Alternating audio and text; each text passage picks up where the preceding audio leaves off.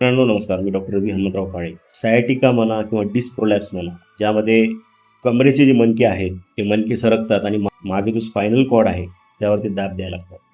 त्यामुळे तिथून जे दोऱ्या निघतात, ज्याला आम्ही नर्व म्हणू, त्यातली एक नर्व म्हणजे सायाटिक नर्व, त्याच्यावर दाब बसायला लागतो. आणि कुठल्याही नर्वचा किंवा पायाला जाणाऱ्या वायरिंगवर जर दाब बसायला लागला तर ती नर्व फुगते, त्याला सूज येते आणि ती ज्या रस्त्यानं जाते तो सर्व रस्ता जो आहे तो पेनफुल व्हायला लागतो. मग त्यामध्ये मुंग्या यायला लागतात. हळूहळू पायाची ताकद कमी व्हायला लागते. पायाची ताकद ही 1 to 5 म्हणजे 5 ही सर्वोत्तम मानली जाते. पण ही ताकद 4 वर येते, कोणाला 3 वर येते. त्यानंतर ब्लॅडर आणि बॉवेल, लघवी आणि टॉयलेट यांच्यावरचा कंट्रोल जो आहे तो कमी व्हायला लागतो. तर अशा अनेक गोष्टी सायटिक पेन किंवा डिस्क प्रोलॅप्समध्ये होत असतात. दुर्दैवाने या कंडिशन्समध्ये देखील जर आपलं अपघाती कारणामुळे जर हे झालं असेल तर एक अपवादात्मक स्थितीमध्ये तुम्ही ऑपरेशनचा विचार करू शकता. अन्यथा मोस्ट ऑफ द केसेसमध्ये ह्या गोष्टी केवळ इंजेक्शन्सद्वारे, ज्याला स्पायनल ब्लॉक्स म्हणतो, गॅंग्लियॉनिक ब्लॉक्स म्हणतो, तर ह्याद्वारे ह्याला कव्हर करता येऊ शकतो.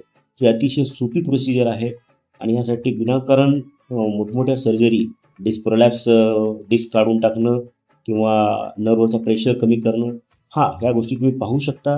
पण अभ्यासाअंती आता बरेचसे न्यूरो सर्जन्स देखील पहिल्यांदा ह्या इंजेक्शन टेक्निक्सचा वापर करत आहेत, ज्याद्वारे ह्या गोष्टी कमी कराव्यात.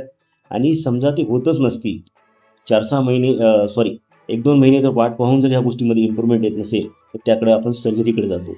पण आम्ही आमच्या प्रॅक्टिसमध्ये पाहत आहोत की 80 नाही 90% लोक जे आहेत तर केवळ हे जे इंजेक्शन्स आहेत, जे की आम्ही दुर्बिणीमध्ये सियामध्ये बघून स्पॉटला देतो, ज्या रूटमधून हे नर्व बाहेर पडतात त्याच्या आजूबाजूला हे दिलं जातं, जेणेकरून ह्या नर्वची जी सूज आहे ती ऑटोमॅटिक कमी होऊन जाते आणि पेशंटला अगदी सहज आराम मिळून जातो. काही लोकांना तर 10 वर्षापासून असलेला त्रास देखील असा सहज कमी झालेला आमच्या निदर्शनास आलेला. त्यामुळे हा एक साधा प्रश्न आहे, ज्यासाठी विनाकारण MRI किंवा बाकी तत्सम गोष्टी करण्याची सहसा आवश्यकता पडत नाही.